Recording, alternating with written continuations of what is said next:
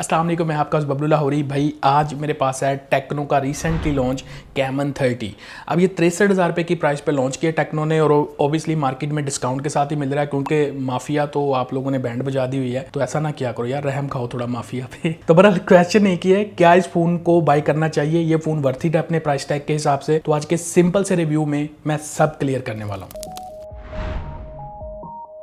देखो, डिज़ाइन और look wise phone मुझे काफ़ी डिसेंट ही लगा है, बाकी हर बंदे की अपनी चॉइस हो सकती है। बिल्ड क्वालिटी इस फोन की मुझे बेटर लगी है क्योंकि बैक पे इन्होंने ग्लास यूज़ किया है, साइड फ्रेम आल दो प्लास्टिक का है, लेकिन जो फ्लैट फ्रेम वाला बॉक्सी स्टाइल है ना वही है। जो प्रोफाइल है फ़ोन की वो ज़्यादा थिक नहीं है, लेकिन फ़ोन थोड़ा सा वजनी ज़रूर फील होता है कि 200 ग्राम से ऊपर का वेट है। विदाउट केस की बात कर रहा हूँ। बाकी प्रोटेक्शन के लिए इन्होंने डब्बे में हार्ड शेल एक प्लास्टिक का केस रखा हुआ, वो काफ़ी लो क्वालिटी केस है। मैंने टेस्टिंग के दौरान इस फोन को यूज़ किया, वो बहुत बुरी तरह स्क्रैच हो गया, मतलब उसको तो खुद प्रोटेक्शन की ज़रूरत है। और फ्रंट पे कौन सा ग्लास इन्होंने यूज़ किया प्रोटेक्शन के लिए कुछ मेंशन नहीं है। पेपर वाली पन्नी लगी हुई है, उसको मैंने हटा दिया, और डब्बे में से निकलने वाला जो टेम्पर्ड ग्लास है वो मैंने डिस्प्ले पे लगा लिया ताकि देखा जाए जो इन डिस्प्ले फिंगरप्रिंट सेंसर है उसकी परफॉर्मेंस पे तो फर्क नहीं आता, टच की स्मूथनेस में तो डिफरेंस नहीं आता। तो वो मैं उसको यूज करने के बाद कोई ऐसा इशू मुझे नोटिस नहीं हुआ। और उसके अलावा जो ऑलवेज ऑन डिस्प्ले है उसमें कस्टमाइजेशन तो मिल जाती हैं, लेकिन सिर्फ 10 सेकंड्स वाला है।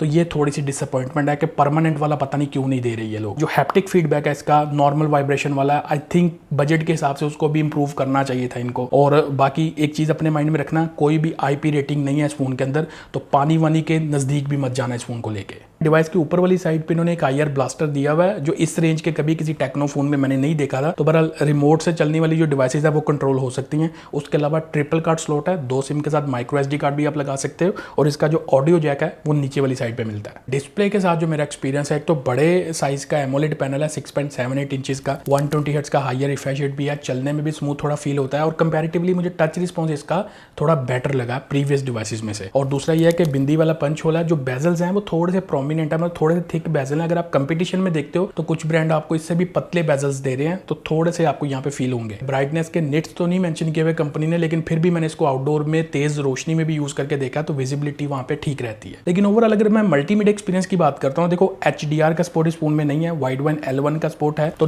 नेटफ्लिक्स चलानी है या OTT प्लेटफॉर्म चलाना है वो आप फुल HD में कंज्यूम कर पाओगे, इंजॉय कर पाओगे। और दूसरा यूट्यूब का जो मैक्सिमम रेजोल्यूशन है 1440p यानी 2K रेजोल्यूशन तक आप इसकी वीडियो का प्लेबैक ले सकते हो। वीडियोस देखते हुए थोड़े से आपको कलर ना सैचुरेटेड फील होंगे, ओवर सैचुरेशन नहीं है, हल्की फुल्की कंपैरेटिवली। और कुछ लोगों को बूस्टेड कलर अच्छे लगते हैं ना, पंची कलर्स, और स्किन टोन पे हल्का सा आपको गुलाबी टिंट फील होगा। बियरेबल है, बहुत ज्यादा नहीं है। लेकिन जो मैंने स्पार्क्स का फोन में आपको एक बताया था ना नोट 20 में, उसमें तो बहुत ज्यादा ओवर सैचुरेशन थी, यहाँ पे इतनी नहीं है। मैं थोड़ा सा आपको दिखा दूंगा, आप यहाँ पे देख भी सकते हो साइड बाय साइड। तो बहरहाल जो भी है ओवरऑल मीडिया कंज्यूम करने के लिए स्क्रीन अच्छी है, बट स्पीकर क्वालिटी मुझे इसकी समझ में नहीं आई क्या सीन है। ऊपर डॉल्बी एटमॉस का सपोर्ट इन्होंने मेंशन किया हुआ है, ड्यूल स्पीकर है, मेन नीचे है, 70% नीचे से साउंड करता है, 30% ऊपर से साउंड करता है। जो साउंड की लाउडनेस है ना उसको मैं 8 नंबर दूंगा 10 में से। और जो क्वालिटी है उसमें यह है कि बेस बिल्कुल नहीं है, बिल्कुल एक फ्लैट सा साउंड निकल के आता है। तो डॉल्बी एटमॉस पता नहीं ये लिखने की हद तक लिखा हुआ है कि अंदर कुछ उसको इंप्लीमेंट भी किया हुआ है क्या नहीं, बस ये साउंड की क्वालिटी है, एवरेज रेट करूंगा उसको। और अगर आप without hand free full volume पे कोई मीडिया कंज्यूम कर रहे हो ना, तो आपको यहाँ पे बैक कैमरे वाली साइड पे ना थोड़ी सी थ्रिलिंग फील होगी, थोड़ी सी वाइब्रेशन जो होती है, बहुत ज्यादा नहीं है, थोड़ी सी जरूर फील होती है। और परफॉर्मेंस के लिए इस फोन में यूज किया गया हमारा कोमी चिपसेट Helio G99। अब मुझे इस चिपसेट से गिला नहीं है, मुझे ब्रांड्स के साथ गिला है। मतलब बस कर दो यार, जान छाड़ दो इस चिपसेट दी। 27-28 रुपए तो शुरू होकर 70-80 रुपए तक एक ही चिपसेट फाड़ के रगड़ी जा रहे हो। ऊपर से 12 GB रैम का कॉम्बिनेशन लगा दिया भाई। मतलब गाड़ी के टायर बढ़ाते जाओ, इंजन नहीं अपग्रेड करना, जिससे स्पीड में असल में स्पीड पकड़नी है। जो लोग पैसा लगा रहे हैं ना उनको स्पीड चाहिए भाई, स्पीड मांगता,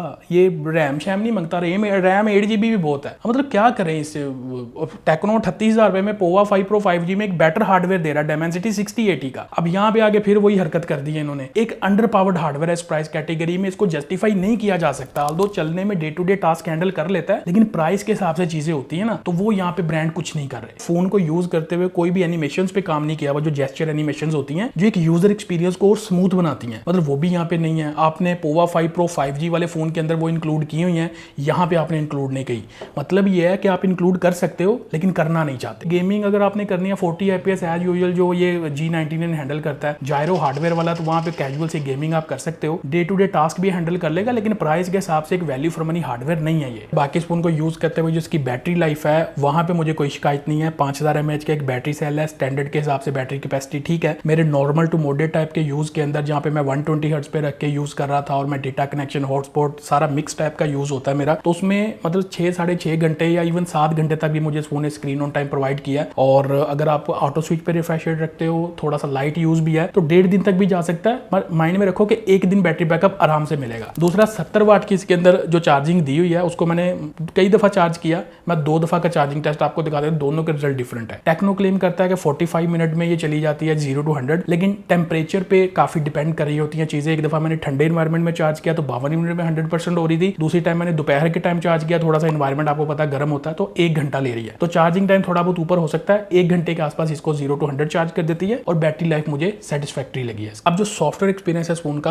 out of the box Android 14 पे आता है ये, और टेक्नो की अपनी जो रवायती स्किन है HiOS 14 वो लगी हुई है इस पे, और एक ही टाइप का इंटरफेस है, चाहे इनका कोई 25-30 हजार रुपए वाला फोन देख लो या 60-70 हजार रुपए वाला देख लो। जब आप इनिशियल सेटअप करोगे तो इनकी फर्स्ट पार्टी जो एप्स होती हैं, गैर जरूरी ऐप, वो सारी मिलती हैं। AHA गेमिंग, पाम स्टोर, कुछ थर्ड पार्टी एप्स भी मतलब ब्लॉटवेयर ये दे देते हैं। अब इस फोन में यूज करते हुए ना ओवरऑल तो मुझे कोई इशू नहीं है। 1-2 दफा एप्स जो है यूज करते हुए अचानक से क्रैश हो गई, दोबारा ओपन करनी पड़ी मुझे, इस तरह की चीजें। मोस्टली जो यूजर है वो यही कंप्लेन करता है कि यार लॉन्ग टर्म में जो टेक्नो का फोन यूज करते हैं ना, सॉफ्टवेयर एक्सपीरियंस मजा नहीं करता है, इसलिए वो स्विच कर जाते हैं। और अगर वो किसी डिफरेंट इंटरफेस से स्विच करके टेक्नो पे आ रहे हैं तो वो परेशान रहते हैं कि यार मतलब सॉफ्टवेयर मजा नहीं कर रहा, फीचर तो ठीक है फोन के। तो टेक्नो को अपने फोन्स के जो सॉफ्टवेयर है ना, इसको थोड़ा ऑप्टिमाइज, थोड़ा बेटर करने की जरूरत है। और काफी टाइम से एक ही टाइप का इनका इंटरफेस चलता हुआ रहा, थोड़ा सा इसको एक डिफरेंट सी लुक दे दो, ताकि वो जो होता है ना, एक जिस तरह पुलिस की वर्दी चेंज करवाई है, थोड़ी सी इसकी भी वर्दी चेंज करवा दो। और अपडेट पॉलिसी कोई क्लियर नहीं है, कहीं पे भी पब्लिकली मेंशन नहीं है कि कितने इसको मेजर अपडेट आनी है फोन को, कितने साल की सिक्योरिटी अपडेट आनी है। और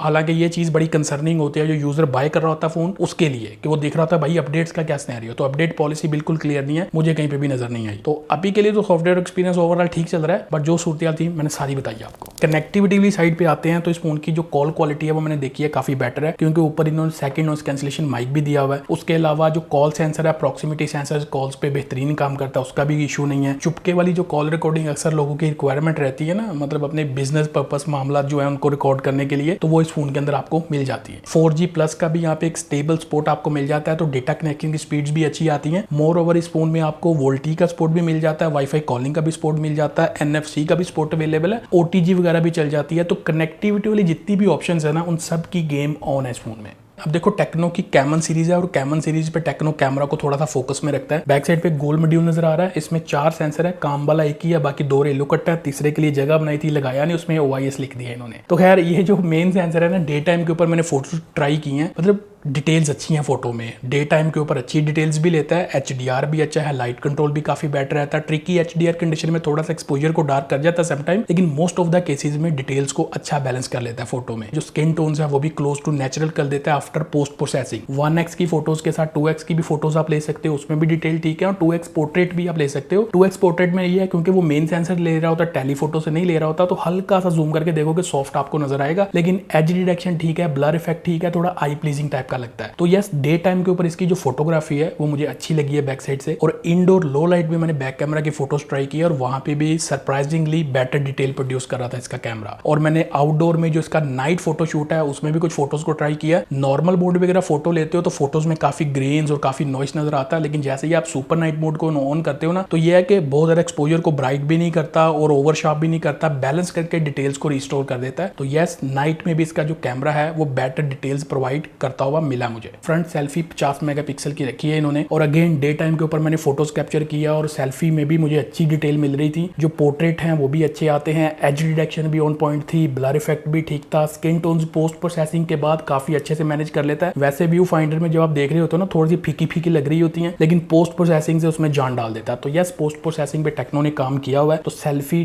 दिन में भी अच्छी आ जाती है। मैंने इंडोर लो लाइट में भी ट्राई की है, यहाँ पे भी सेल्फीज अच्छी आ रही थी, जूम करके देखोगे डिटेल्स अच्छी मिलती हैं। बस नाइट टाइम के ऊपर मैंने जो आउटडोर में सेल्फीज ट्राई की हैं वहां पे इसका सेल्फी कैमरा अच्छा परफॉर्म नहीं कर सका। देखो वीडियोग्राफी की तरफ आते हैं। बैक से मैक्सिमम 2K का सपोर्ट है, 4K टाइप की रिकॉर्डिंग आपको नहीं मिलती बैक साइड से। 1080p 60 fps का भी सपोर्ट है और बेसिकली इसका जो OIS है ना वो ज्यादातर फोटोज में काम करता है, ऐसा नहीं है वीडियोज में काम नहीं करता। अगर आप 2K की वीडियो देखो या 1080p 60 fps की वीडियो देखो ना तो आपको कुछ हद तक स्टेबिलिटी नजर आएगी, लेकिन दुनिया को थोड़े थोड़े झटके पड़ रहे हैं। और जो झटके पड़ रहे हैं इसका मतलब ये है कि OIS प्रॉपर काम नहीं कर रहा वीडियोज में। जो 1080p 30 fps है वहां पे आप जब स्टेबल मोड ऑन करते हो तो इसका EIS एक्टिव हो जाता है। ये सॉफ्टवेयर बेस्ड स्टेबलाइजेशन होती है और इसमें यह है कि डिटेल्स को थोड़ा सा सॉफ्ट कर देता है।